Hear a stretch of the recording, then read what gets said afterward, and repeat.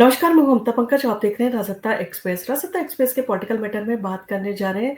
आपने देखा होगा हाल ही के दिनों में जो है वाइस प्रेसिडेंट का एक स्पीच थी जिसको लेकर जो है काफ़ी कंट्रोवर्सी हुई और उन सारी चीज़ों के चलते कुछ लोग थे जो वाइस प्रेसिडेंट की जो स्पीच थी उसको सपोर्ट करते हुए नज़र आए, वहीं पर कुछ लोग थे जो उनकी आलोचना करते हुए नज़र आए।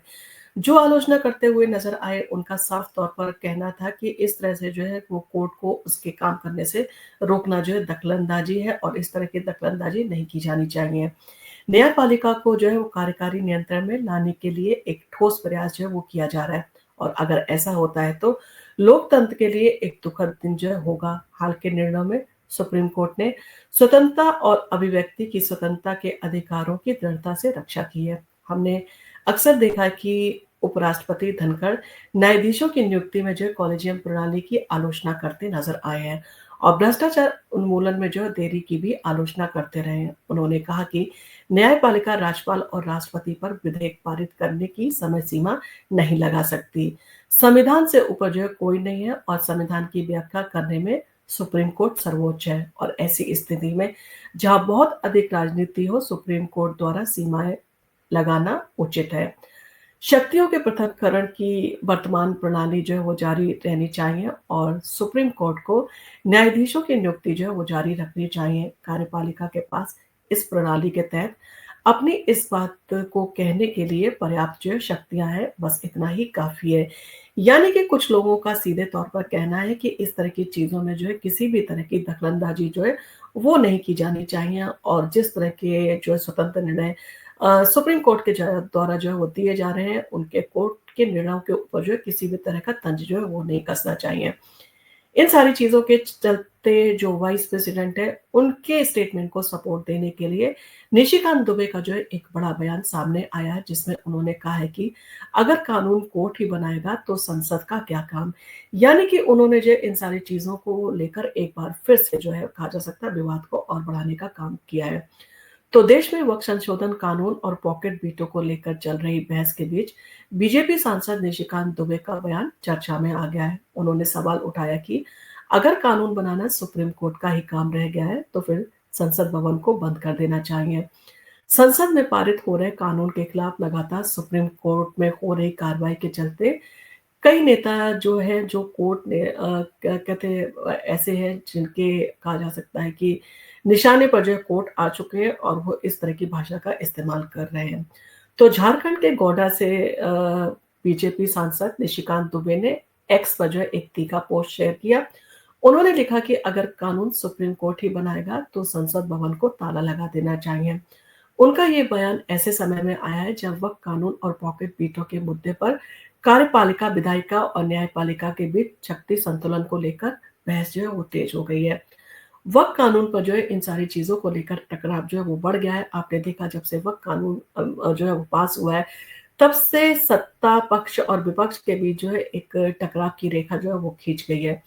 सुप्रीम कोर्ट में वक्फ अधिनियम को लेकर सुनवाई चल रही है और केंद्र सरकार ने कोर्ट से अपील की है कि कोई भी अंतरिम आदेश पारित करने से पहले उनकी दलीलों को सुना जाए। कोर्ट ने फिलहाल कोई फैसला जो है वो नहीं सुनाया, लेकिन वक्फ बोर्ड में गैर मुस्लिमों की एंट्री और वक्फ वाइड यूजर से जुड़ी संपत्तियों में बदलाव पर जो है वो रोक लगा दी है।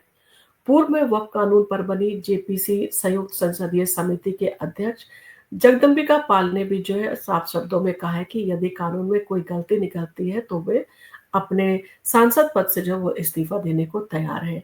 यानी कि कहीं ना कहीं उन्होंने इन सारी चीजों पर जो है वो जोर देते हुए कहा है कि उन्होंने बारीकियों को जो है ध्यान में रखते हुए इस अमेंडमेंट को जो है वो आगे जारी रखा है और उन सारी चीजों के ऊपर फैसले दिए हैं। पॉकेट वीटो के मामले पर भी जो है कोर्ट और केंद्र सरकार आमने सामने है। तो तमिलनाडु विधानसभा द्वारा पारित 10 विधेयकों को राज्यपाल आर एन रवि ने जो है वर्षों तक मंजूरी नहीं दी और इसे लेकर सुप्रीम कोर्ट ने हाल ही में फैसला सुनाया। राष्ट्रपति या राज्यपाल को जो है 3 महीनों के भीतर विधेयकों पर निर्णय लेना होगा और कोर्ट ने जो है ये भी स्पष्ट कर दिया कि पॉकेट वीटो यानी कि किसी बिल को अनिश्चित काल तक जो है रोक के रखने का कोई संवैधानिक अधिकार राज्यपाल के पास नहीं है।